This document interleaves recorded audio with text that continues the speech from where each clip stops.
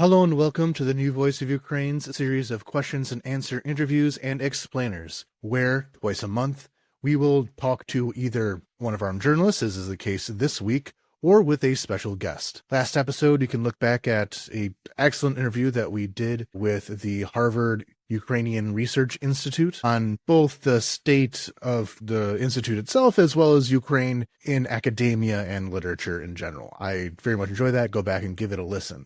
But this week, what we'll be talking about is really the event that grabbed every headline for the last 2 weeks or so, which was the massive attack on Russia's strategic bomber fleet, which was carried out by the security services of Ukraine. So we'll begin by talking about the attack itself, some of the reactions to it, and then we'll do a little bit of an introduction into what the security services of Ukraine are, what the intelligence services of Ukraine are, and what the advantages they have when doing these kinds of attacks. And why I was surprised, in a way, of how well this turned out, all things considered.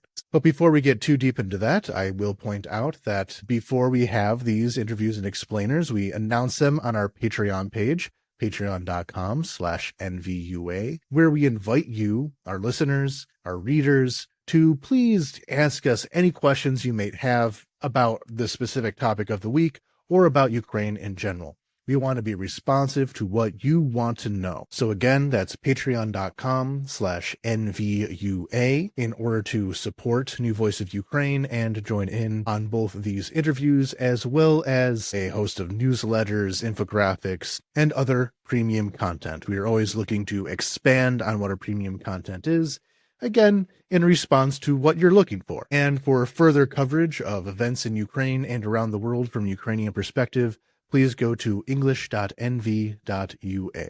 New Voice of Ukraine is one of the largest independent media in Ukraine, and our English language department is always at work bringing news from Ukraine to you. So again, english.nv.ua. So, Operation Cobweb. This was the most intricate and devastating attack behind Russian lines throughout the entire course of the war, and really a landmark in world military history. It was extraordinarily well planned, intricate, and devastating to the Russian Federation, where using a series of drone attacks, the security services of Ukraine were able to destroy a significant percentage of Russia's strategic bomber fleet. Which brings us to our first question we can go over, which is, how do they do this? This was, of course, I said, very complicated, but we do have a more or less a good picture of how it was carried out, though the details of it will, of course, be top secret and will be top secret until the end of the full-scale invasion. And the first thing to say is that this planning took place over the course of a year and a half. For about 18 months, the various pieces were being put in place to carry out the eventual attack. And this was mostly done from within the borders of the Russian Federation itself. So how this worked out was that the first step was moving in some drones into the Russian Federation, and then doing the rather bold stance of creating a drone workshop in the city of Chelyabinsk, which is pretty far into the east of Russia in Siberia. And it was put up by a Ukrainian national who rented out the space, created a drone factory in the Russians' backyard. And according to some of the information that has come out afterwards, this drone factory was actually very near the headquarters of a Russian security services headquarters in the area. Did it need to be there? Probably not. Like a lot of the details of this story,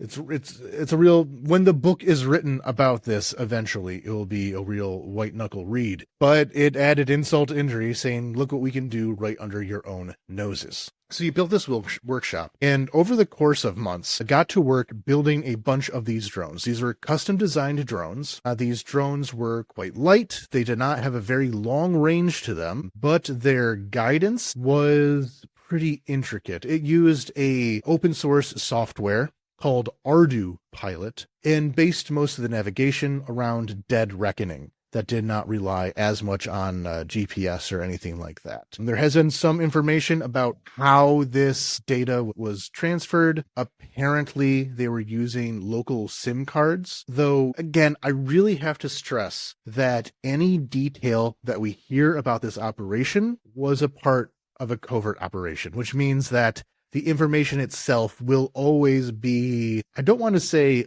unreliable, but could very easily be part of the PSYOP, and I'll get to that later. But of the information that we seem to know, that may or may not be true, that the guidance system was using local SIM cards. However, because of how much lag there would be, because of how unreliable, because of the assumptions that there could be some kind of electronic warfare that could block their attack, a lot of the targeting was designed using AI. So these were in part AI drones. It's a mixture of both drone pilots that would have been located in Ukraine, as well as AI to cover any gaps, because this is all reliant on very strict timing, and having the individual personal input could create lag and inefficiencies in that. So this AI targeting software was trained at museum-esque airbase in Poltava region that had designs similar to the planes that would be attacked in Russia. This AI system was designed to allow the drones to attack the most vulnerable parts of the plane. So this mostly meant the fuel tanks, which are located on the wings, and other sensitive spots that would blow up more. And that is what we saw from the drone footage that we received on this, but again, later.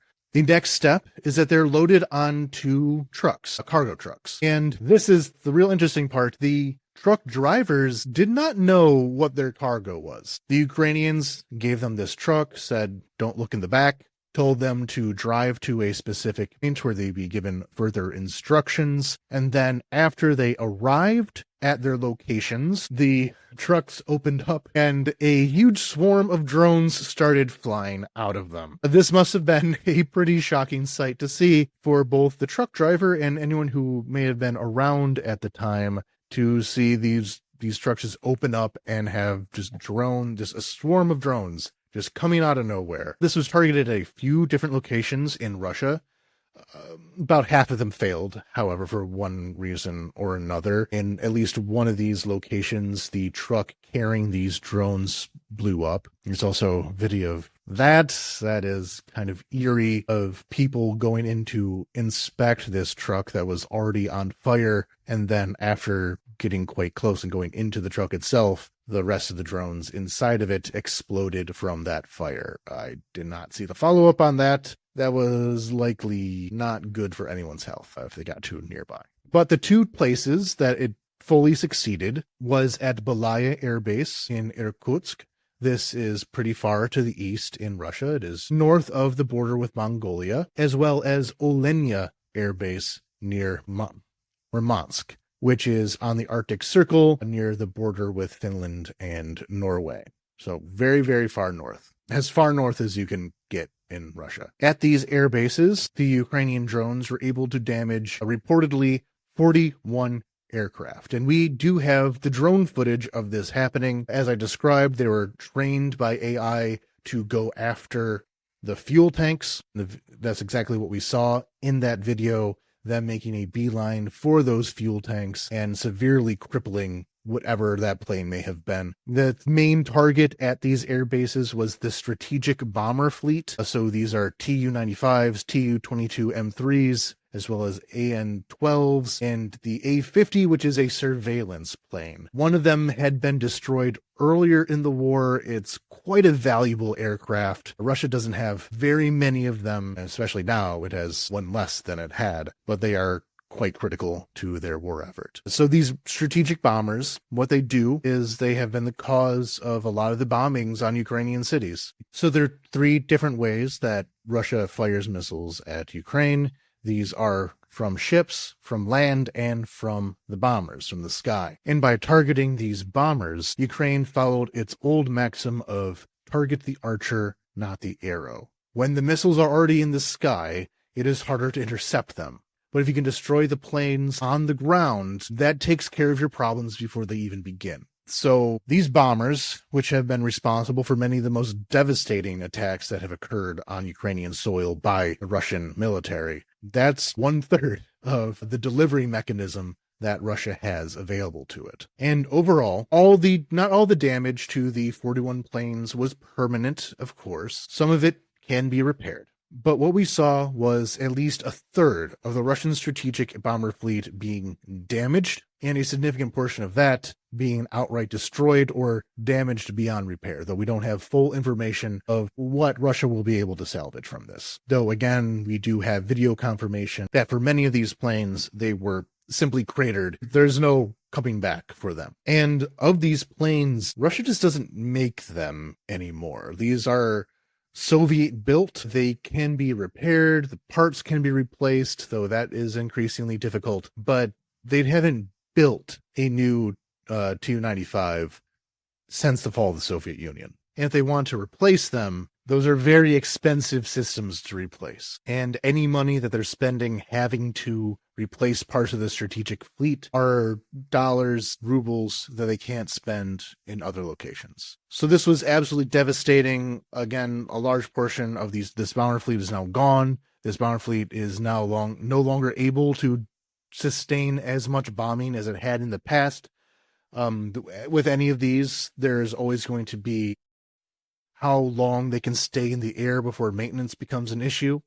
And so they have to be rotated in and out. There are now fewer planes that can be part of that rotation, which means fewer bombing runs can happen using them. So that's the long and short of it. Because Ukraine was able to carry out this, again, very intricate attack, the end result is Russia is less capable of bombing Ukraine, significantly so. And the final part of this is that all the agents that were involved in this attack, who had spent a year and a half within the Russian Federation, they're able to escape beforehand. Russia was further damaged by the fact of the delivery system here, which was these trucks. Because Ukraine used these trucks to attack Russia with, it means that Russia had to be very, very careful about any other trucks that existed on Russian roads. Any of them could have been a weapon. I actually think that is one thing that we'll learn from this, is that these drone factories, these drone delivery systems are quite low impact, low visibility, and that's kind of the future of warfare, is delivering these drones to where they need to go.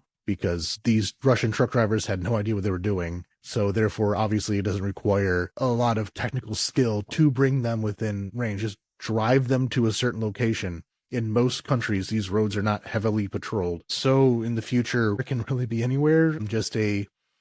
These mobile drone factories can be set up, and the next thing you know, you have a drone swarm headed towards your Air Force bases. But because of this delivery mechanism, Russia had to shut down its roads, had to do severe inspections of all these trucks, which drug Russian logistics down to a halt for a few days, which means that if it happens again, it'll have to be halted again. And that's kind of how I see this as the PSYOP part of this operation, which was Ukrainians clearly knew that by weaponizing truck transit, they were also able to freeze there's an attack on the concept of truck transit in Russia as well. They're able to get this idea in Russians' head. They had this vulnerability. They had to cover this vulnerability. It required resources to cover that vulnerability and a cost to cover that vulnerability in the ease of commerce because of it. And of course, the other part of the PSYOP that I already mentioned is that this was able to happen right under their noses, would have been a severe blow to both their legitimacy and their prestige of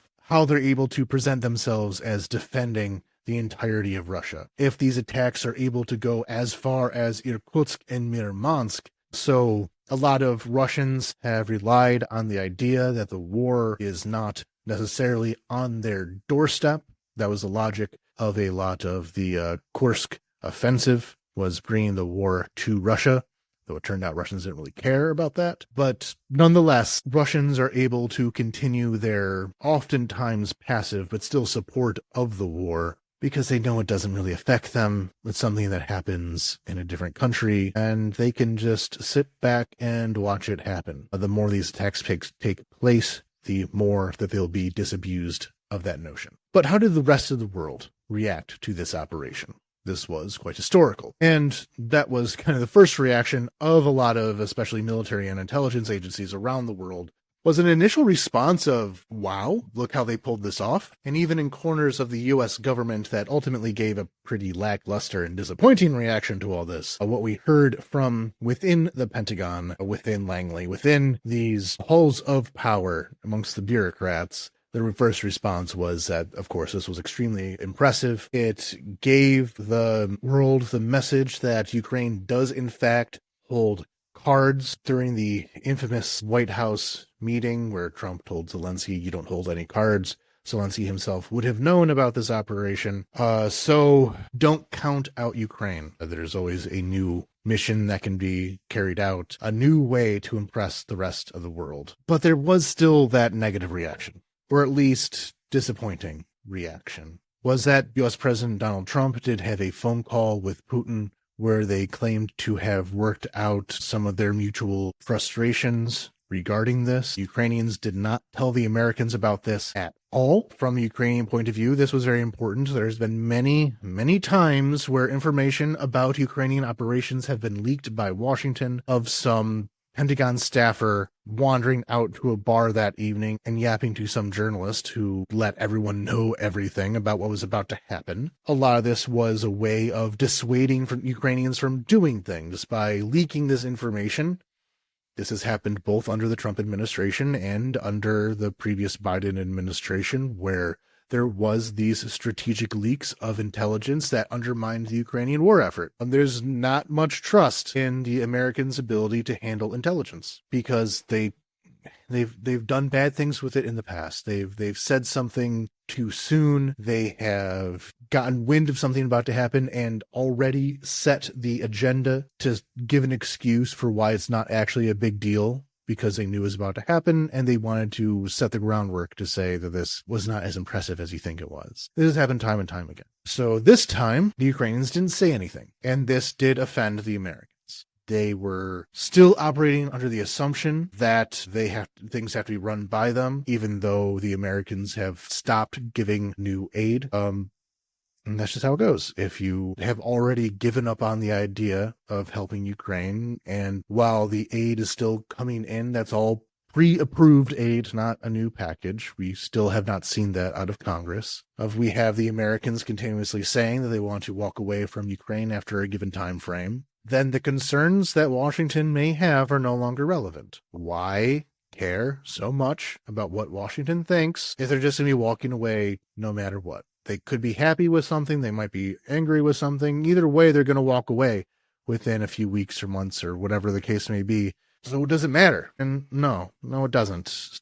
So in this case, it was America that folded its hand of cards. That's what happens when you try to talk tough too much. People don't trust you anymore. Russia has to learn this. America has to learn this. But with this phone call, the thing that really put Ukrainians off was that Trump said, forget the exact words here, something along the lines of course, there's going to be a repercussion. It did not treat this as a bad thing, because we all knew that any Russian repercussions would come in the form of attacking civilians, even though Ukraine attacked purely military targets in Russia. And so this kind of matter-of-fact statement that there would be reprisals was interpreted as permission for that attack to take place. So not much trust in the Americans right now, and dwindling with every passing day and every event such as this. So our American listeners, I do not mean to say this to offend, but simply to be matter of fact about what the state of the world is. And it's something that can always be reversed with enough political will.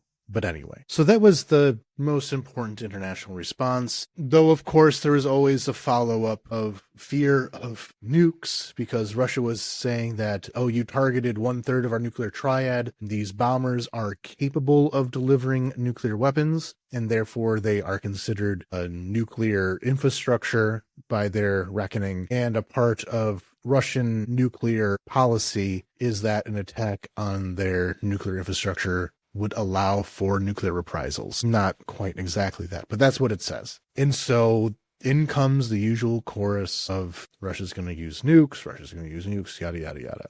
They did not use nukes, but we'll get into that into this next question. So that was the international response. A mixture of wow, that was cool, but also you kind of shouldn't have done it.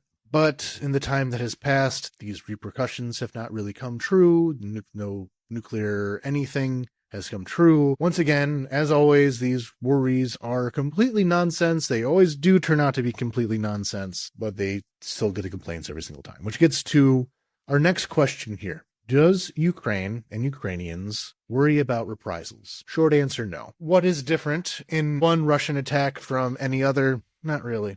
It's all the same. So we did get one response, which was that a few days after this, there was an extremely large drone attack on Kiev, Odessa, and a few other locations, Khmelnytsky. And yes, this was the largest single drone attack on Kiev of the war. Some people did die, but really the only thing unusual about it was the number of drones. These attacks are usually mixed in with missile attacks, and overall, there's nothing special about that attack. There's nothing really unique. It was big, but again, not unusual. We get those all the time. To say that any one Russian attack is specifically an answer for any specific thing, it's kind of pointless because they're all basically the same. A few more drones here, a few more missiles there. But when something happens all the time, that's not a response. That's just the background. That's the status quo. And it's a status quo that unfortunately we're used to. Every few weeks, every other week maybe, there'll be a big attack, people will be killed, some buildings will be blown up, we go to work the next day, carry on with our lives until the next big attack. That's not, you can't say, oh, we're going to do this thing different and then not have it be any different. So no, Ukrainians not worried about reprisals. That's the danger of when you go all in on something, as Russia has done, is that there's no more room for escalation. There's no escalation there. They've used every type of weapon besides nukes. They have attacked cities. They've done everything. They've done horrific crimes against humanity. There's nowhere higher level than that, short of full-on thermonuclear war, which Russia's not going to do because they don't want Russia to be destroyed. And to talk about nukes, of course, Russia threatens nukes all the time. You can't keep making the same threat over and over and over again and have it still be taken seriously. When your every breath is a threat, it doesn't have any more impact. Those are just the things you say. The first major nuclear threats that I remember Russia making was right before the liberation of Kherson. Russia had said that Kherson was a legal part of the Russian Federation, and therefore an attack on Kherson was an attack on the Russian Federation and would be defended with nuclear weapons. As you may notice, nobody was nuked after the deoccupation of Kherson. And again, this nuclear threat happens. A week later, it's not even talked about anymore. So please, spare me the nuclear threats. So that was the series of events that took place. We had the attacks, we had responses to the attacks, and once again, people making a lot of commotion about how Russia's suddenly going to do something different, and then proceed not to do anything different. And the last thing to say about the attack itself, before we move on to some other questions, is what this attack prevented. Why the timing of this attack? And we know that those planes are being loaded up for another attack on you. They had been armed with missiles, which is why some of them blew up. The day beforehand, Tsargrad, a far-right Russian news outlet, propaganda outlet, had announced that there would be this huge attack on Ukrainian cities and we'd all be bombing everything. That's what they claim. These threats always happen, of course. Everything Russia does is just a repeat. But these threats were made. They were armed to carry out this threat. But before they could carry out this threat, they were all preventing that attack from taking place. So not just in the macro sense of Russia lost the capacity to bomb, but this was an attack that Russia was going to do that was stopped. Lives were saved. But with that point made, moving on to our other questions. The first one being, what are the other attacks that have taken place other than this attack on the Russian airfields? And to that, I say that there have been a lot recently. There have been a serious uptick on assaults within Russian Federation borders within the last month or so. So on May 3rd, Ukraine blew up part of the headquarters of the 155th Naval Infantry. The 155th has repeatedly done horrendous war crimes in Ukraine. They were involved in the Bucha massacre and other abuses that happened during the siege of Kiev. They are infamous for being some of the worst of the worst. They've also been destroyed several times over. Slightly after Bucha, they were sent to attack Kharkiv and were taking heavy casualties. After that, they were sent to attack in the south, where they were repeatedly sent into Ukrainian artillery, took heavy casualties. So this is not the same 155th that carried out these massacres people-wise, but they kind of keep doing war crimes. They also release some videos of executing Ukrainian prisoners and carrying their head around on pikes. Can't show a video of that without being banned from anything reputable. But point being, there's a serious vendetta against this unit. But what made this strike especially impressive is that their headquarters is in Vladivostok, which is on the Pacific Ocean, on the border with China and North Korea. So this was literally the entire territory of the Russian Federation has been impacted, all the way to the east and all the way to the north. There's also been a bunch of bridges that have been blown up recently, a lot of oil refineries. The security services and military intelligence have been very busy. If we look back into the past, we can look at some other serious assassinations. There have been a very active assassination program within the Russian Federation borders. Igor Kirillov, the commander of the nuclear, biological, chemical defense troops of the Russian armed forces, was blown up by an electric scooter in the suburbs of Moscow. Dmitry Galenkov was beaten to death with a hammer in Bryansk. Now, Ukrainian security, I think it was military intelligence actually in this case, did not claim credit for this, but they posted pictures. And there was, of course, the assassination of Ilya Kiva, the Ukrainian traitor. There been, again, in a Moscow suburb. So this was certainly not the first attack. And actually, as I was writing these questions and answers out, just about 2 days ago, there was an attack on Kaliningrad, where the coolant was drained from an electric substation, and then that substation was lit on fire, which took out the electricity for a lot of the military facilities in Kaliningrad, the Russian exclave that's kind of stuck between Poland and Lithuania and not attached physically to the rest of Russia. So these attacks are frequent, devastating, and are becoming even more frequent all the time. Which gets to our most important question, which is really why I wanted to talk about this the most, which was nobody said anything about this operation. It was completely classified. No leakers, nobody ran their mouth, and everyone involved executed it perfectly without any infiltration. And that is remarkable considering who carried out the attack. I don't mean that as damning with praise or anything like that, but the security services of Ukraine, I want to tell their story to get across how much of an improvement, how impressive that is. So to tell that story, I'm going to tell you what the intelligence services of Ukraine are and what their backstories are. And there are two main security intelligence services in Ukraine: the SBU, the Security Service of Ukraine, and HUR, the Defense Intelligence of Ukraine.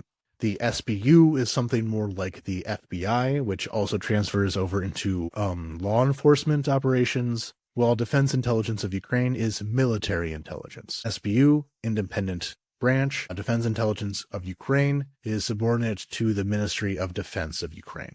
Though, of course, there's very significant overlap between the responsibilities of the two, and in many operations they work together. And again, this attack was carried out by the Security Services of Ukraine, or the SBU. And I'll preface this by saying that the story I'm about to tell will contain a lot of pessimistic things to say, but that is not necessarily to impinge upon the SBU, but rather to highlight how much reform, how much improvement has happened, not only since Euromaidan, but since the beginning of the invasion. So, the Security Service of Ukraine, like I said, is analogous to the American FBI. There are parts that they do that the FBI doesn't have. I mean, the FBI doesn't have proper military units under its command, so it's not exactly the same thing.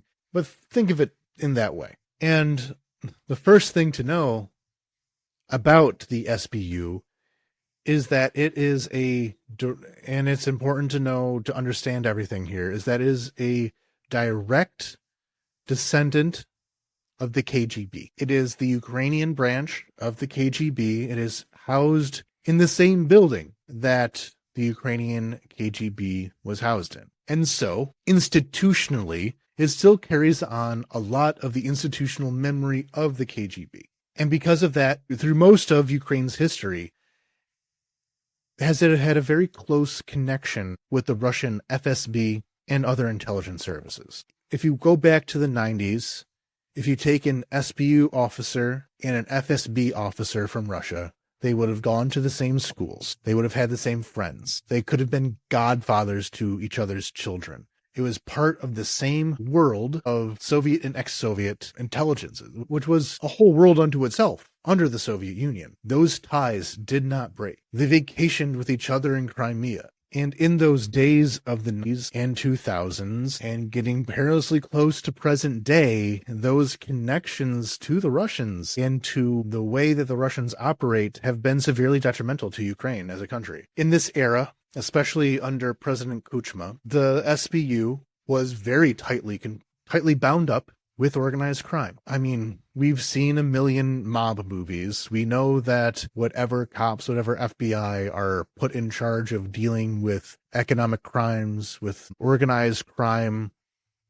are quickly corrupted. This was the case in America. It was the case in Ukraine. If we go beyond that to the Yanukovych years, the SBU was the key part of the repressive structures of the Yanukovych regime. During the Euromaidan revolution, it was the SBU that gave the commands to crack down on the protesters. It was very probably members of the Alpha Group that fired on protesters. And when the time came for them to be held to account, when the revolution succeeded and there was an inquiry into the activities of the SBU, pretty much the entire senior command of the SBU quit and went to Russia, along with Yanukovych. Meanwhile, various members of the SBU became key parts of the Donetsk and Luhansk People's Republic militias. I'm thinking primarily of Alexander Khodorkovsky, who was the head of an Alpha Group team in Donetsk during the 2012 Euros. He was I believe he headed the team that provided security.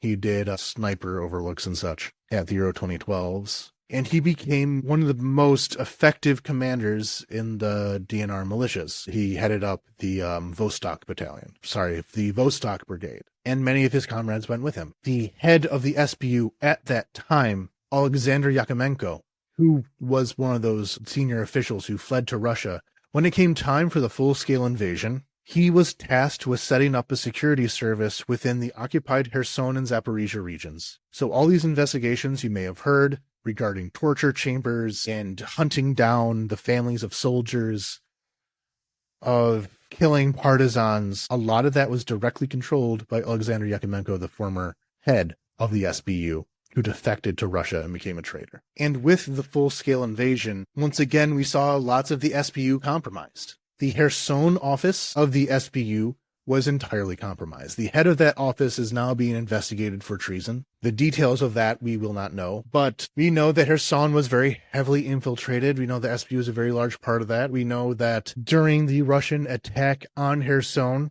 the bridges into the city from the left to the right banks should have been blown up, but they were not. If they had been blown up, who knows how much longer the Russians would have needed to take the city, if there could have been an evacuation, if people could have lived. We know that the Russians got a hold of local records of who was part of the territorial defense. We know that the Russians used those records to hunt people down, to torture them and kill them. So who said what currently is a matter of questions and speculation, but we have our theories. That's not to say that the SBU has been completely overrun and corrupted, but it is less trusted, less trusted than the defense intelligence of Ukraine.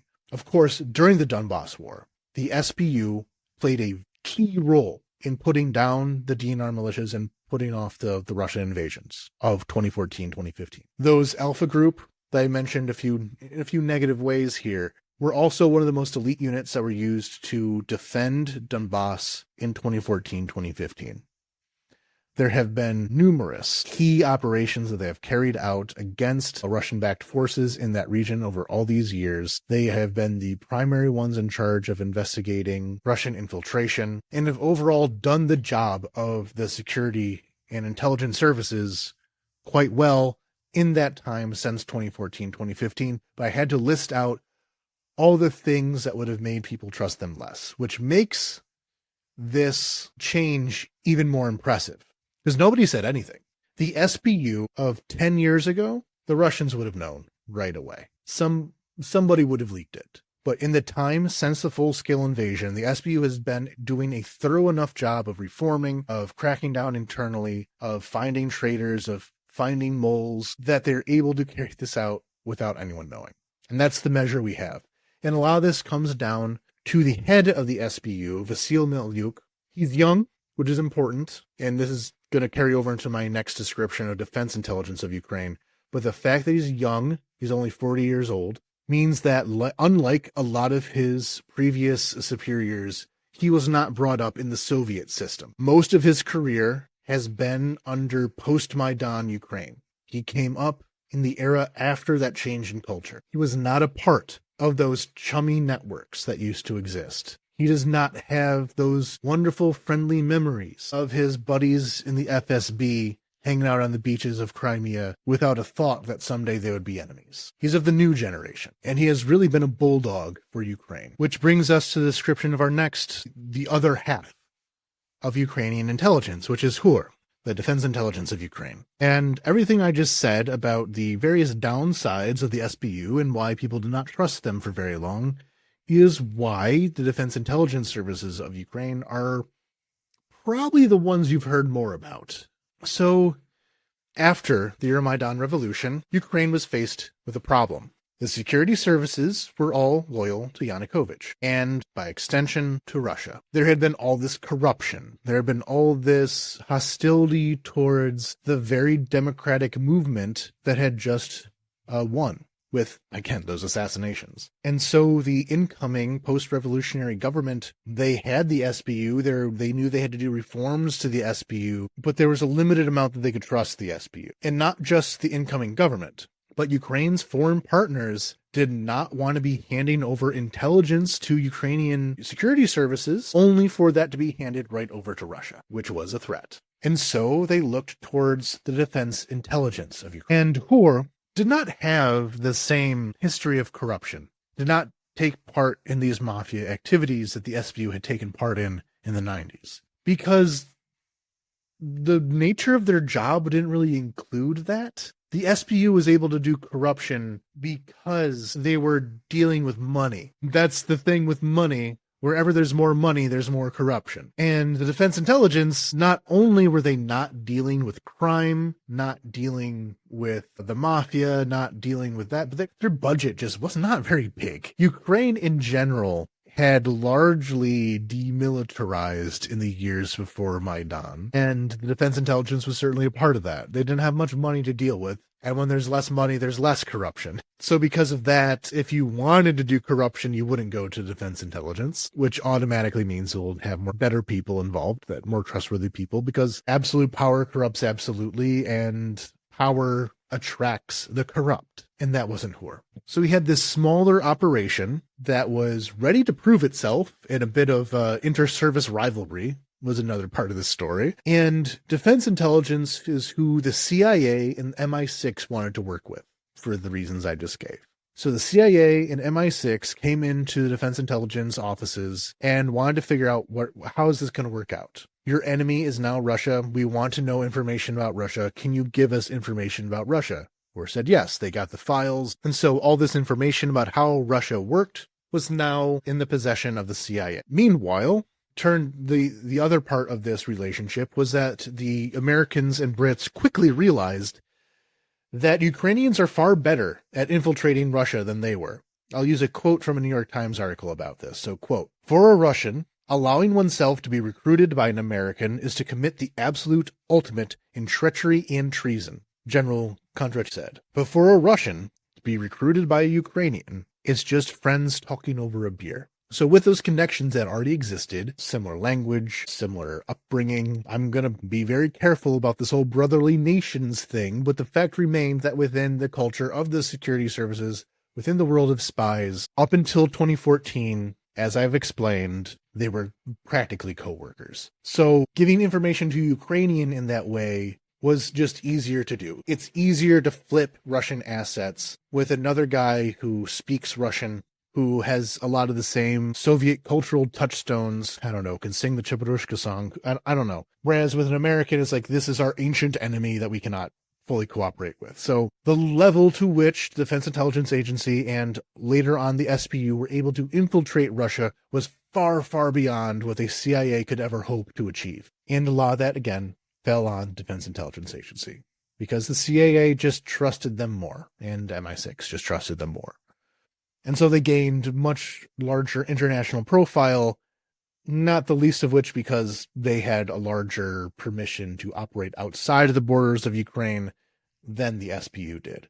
So during these years, up came one of the most popular figures of this current war, which was Budanov, Kirill Budanov, who is now the head of Defense Intelligence. Much like Malyuk, he's younger. He's 39 years old, which means, like Malyuk, grew up in this post-Soviet world and had most of his higher-level part of his career post-Maidan. And Budanov became quite famous. Now he's famous. At the time, nobody had heard about it, for taking part in a raid on Crimea in 2016, where they planted some explosives, killed some Russian FSB operatives, and before retreating to the Ukrainian mainland. And in this time, he had received an injury that still makes him difficult. So at the head of both these agencies, we have Malyuk and Budanov. They're both quite cold-blooded figures. They've really delivered some kind of action hero lines throughout the course of this war. Again, both younger, same kind of background, same kind of temperament to them. I think Malyuk's a bit more on the aggressive side. And those are our two agencies. Now, what are they doing now? Both of them, in addition to their assassinations in Russia, their various covert ops, both within the Russian Federation, occupied territory, and Free Ukraine, as far as counterintelligence goes. They also have military units, as I've said. The SBU Alpha unit, one of the best units that Ukraine has. They get kind of interesting in that they have a lot of semi-independent units working under them. Kraken, which is quite famous as a special unit, is under the control of Defense Intelligence. Most foreign volunteer units in Ukraine fall under Defense Intelligence. So if you see an International Legion soldier, they'll often have the owl of Defense Intelligence on their arm. And a lot of these units would be considered kind of special forces, and so take part in a lot of raids, a lot of very dangerous and elite type activities. So also these commandos they control. And also Defense Intelligence is in charge of a lot of the overseas activities of Ukraine. They have been hunting down the remnants of Wagner Group.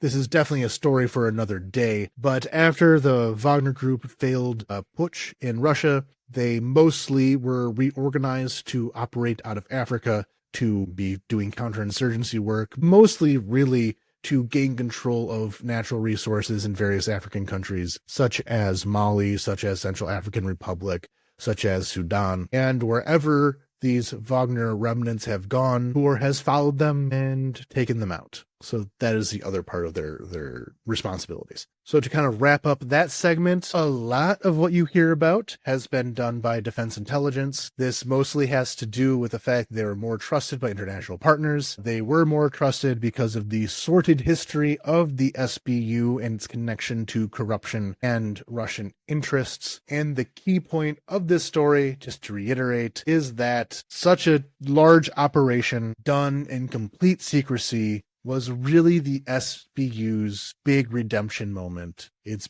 big kind of proof of how much reform took place, of how much had been fixed. And I, who has been quite critical of the SBU in the past, am beyond impressed of how that turned. And so to wrap up this episode, I always like to end on every episode with a way to look at the future. This time we can't say, what could you do to help this out? Unless you happen to be James Bond or something, I don't expect you to be able to help out directly in this kind of thing. But looking in the future, we have to ask ourselves, what more is likely being done now as we're speaking? And like I said, this was being planned for 18 months. It was launched at a very opportune time, but ultimately we have to understand that there are other plans happening at any given time. Nobody knew about this one. There are plans for detonations, sabotage, assassinations happening at all times, and we never know when one might come to fruition. And with the increasing boldness of the Ukrainian special services, both under the aegis of the intelligence services and under the military in general, as the Americans and the Europeans lose the ability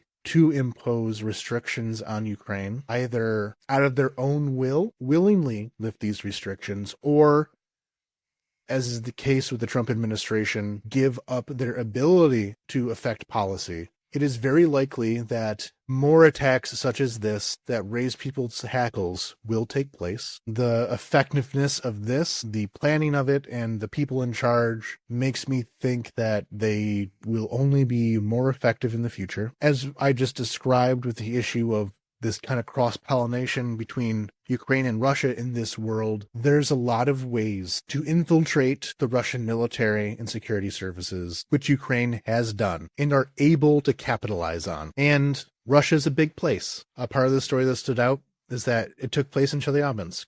Chelyabinsk is very far away from other things. It's far away from Moscow. It's far, far away from the front lines. It's a continent away. Russia's big. It has a large border that cannot be fully patrolled. It has a lot of corruption. You can open up a drone production facility in Russia and they would not know about it. People can be bribed. People can be asked to look the other way. That's just normal in Russia. You can take advantage of that. So this is far, far from the end of this story. So thank you all very much for listening. It's a big story, and I thought it required much more context in the form of how impressive it was from the SBU's standpoint, because I hadn't really heard it talked about too much. Maybe a lot of people may not be willing to talk about some of the dirty underbelly of some of Ukraine's institutions. I think that needs to be talked about in order to highlight how much improvement has happened. I'm always willing to talk about the past bad, especially when it highlights the current good. Don't hide it. So thank you all very much for listening. Again, if you would like to have input on future interviews and explainers, be it direct questions to ask any guests or topics that you want to know about, please go to patreon.com/NVUA and pay attention for my announcements, and as well as get all the benefits that Patreon membership comes with. And please go to english.nv.ua for all of your news about Ukraine and the region. New Voice of Ukraine is one of the top sources of news in the country and has been since Maidan. Through war and revolution, we have brought you all the stories that you need to know. And until next time, Slava Ukraini.